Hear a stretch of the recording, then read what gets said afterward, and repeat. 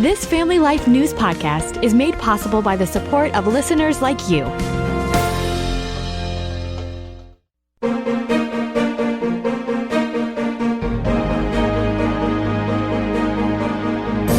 How can higher education from Christian colleges meet the challenges of today's economy and culture?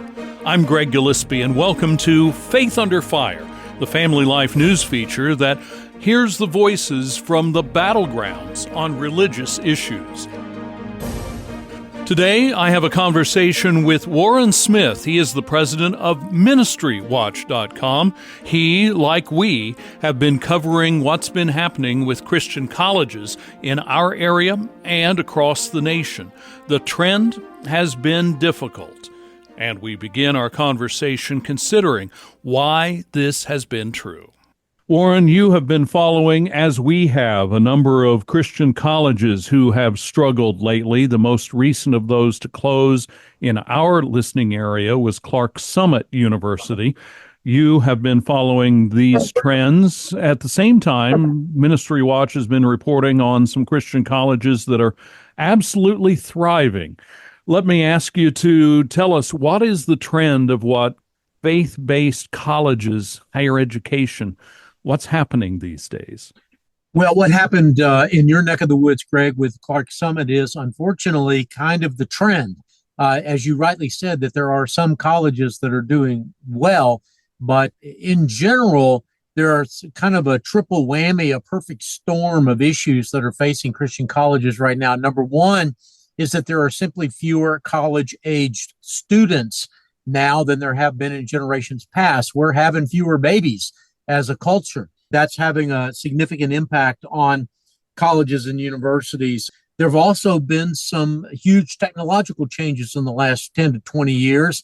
A lot of folks are moving to online, trying to get at least some of their credits done that way. That's had a negative impact on colleges and universities.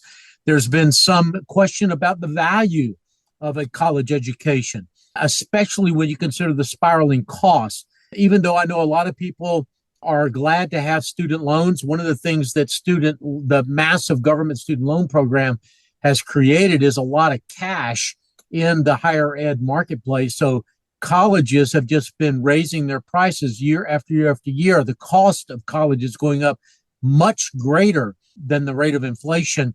And a lot of families and individuals are just deciding that it's not worth it anymore. They're looking for other alternatives, trade schools and whatnot. So the bottom line is a lot of colleges are shutting down or in financial trouble. We looked in our research, looked to an organization called Higher Ed Dive. That's an organization that does deep dives into the higher education market. And they say that at least 116 colleges have shut down since 2016. That's a lot of schools, and it's probably just the tip of the iceberg. Is that a trend that leans a different way with those schools that have a Christian identity and a Christian mission compared with the secular schools? Again, I know in New York and in Pennsylvania, we've seen some colleges that are secular close, or they've merged or made partners in networks for some of these same reasons. Is there something unique about colleges that are Christian, or is that just part of all of higher education? Yeah, Greg, that's a really great question. And I wish I could say I had a better answer, but I'll share with you what I know. And that is that as far as we can tell here at Ministry Watch, this trend seems to be an equal opportunity offender, if I could put it that way, that Christian colleges are closing at or about the same rate as secular colleges. Now, I will say that Christian colleges potentially have an advantage over secular colleges because they have a mission. They have in many cases, a biblical mission or some sort of a faith-based mission. So they're able to appeal to donors. They're able to merge with other like-minded schools and stay in business that way.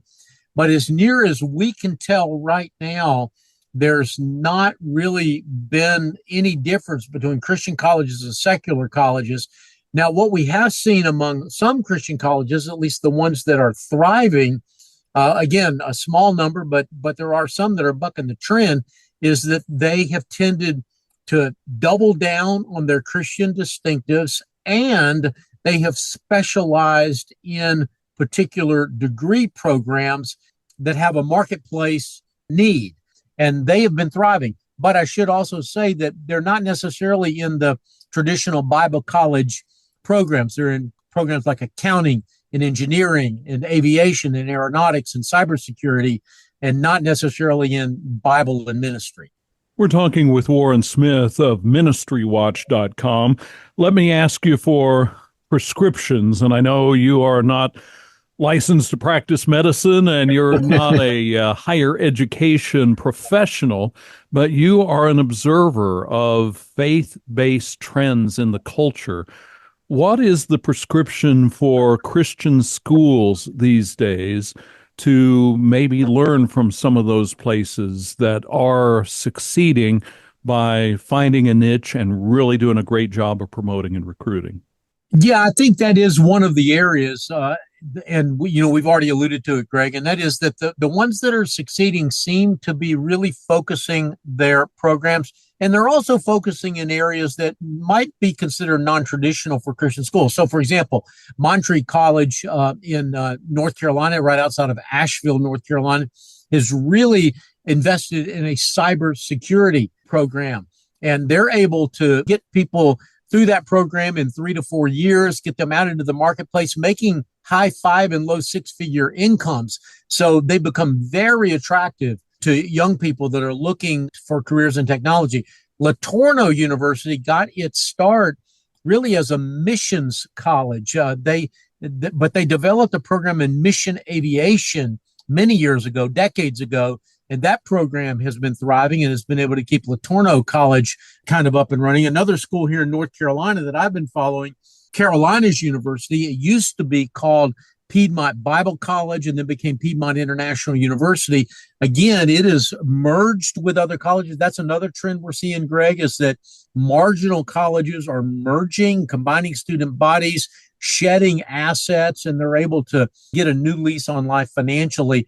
And in the case of Carolinas University, they are doing programs that are much more oriented towards international students. So, for example, they have bilingual programs where you can come in, and if English is not your first language, you can still get quality instruction at that school. So a lot of creativity, I think, is going to be necessary. I think one of the things that I think the Christian community at large is going to have to face is they're going to have to ask the question, do we really want Christian higher education? Is it important to the church? My answer to that question is yes, and that's why we've been covering this issue so extensively at Ministry Watch. But I think the evangelical church has to answer that question in a broader way.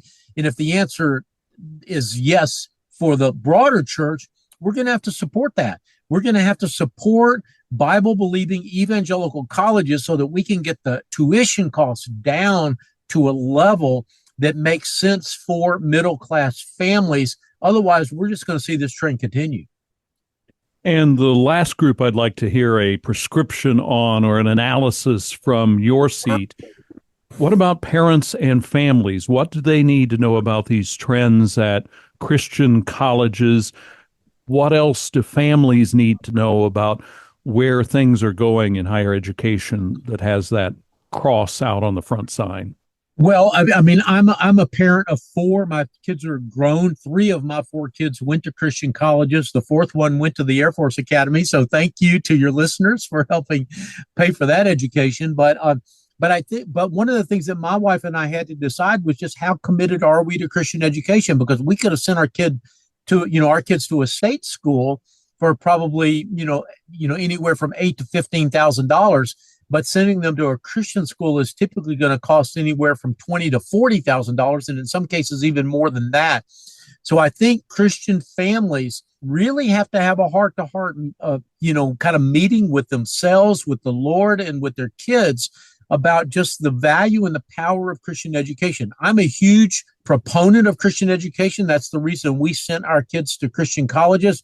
I don't believe that when an 18-year-old is off to go to college, that he is, in many cases, in some cases they are, but in many cases really spiritually mature enough to deal with what happens at a secular school. And so I think that Christian families, and again, as I said earlier, Greg, the church as a whole has got to make a decision that a Christian education is worth investing in, and they need to plan for it. They need to save for it. They need to educate themselves about what financial aid is available. And I don't mean just government student loans and Pell Grants, but I mean a lot of colleges are doing a much better job of making their colleges affordable by offering more scholarships. And so I would encourage Christian families to shop around, and I would encourage Christian donors to consider Christian colleges as a way to invest some of their philanthropic dollars. Warren Smith is president of MinistryWatch.com. They publish a journalism site that covers not only things like Christian colleges, but also denominational issues, big national and global ministries. I would commend to you their stories on the colleges and the struggles some are having and the successes that some are having. Warren, thank you for joining us today on Family Life. Greg, it's been great to be with you. Thank you so much. I'm Greg Gillespie, Family Life News.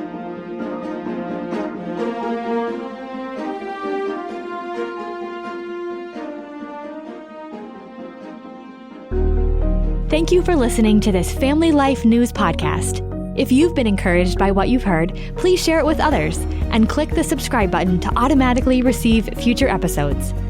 Family Life is a listener-supported ministry. Podcasts like this are made possible by your financial partnership.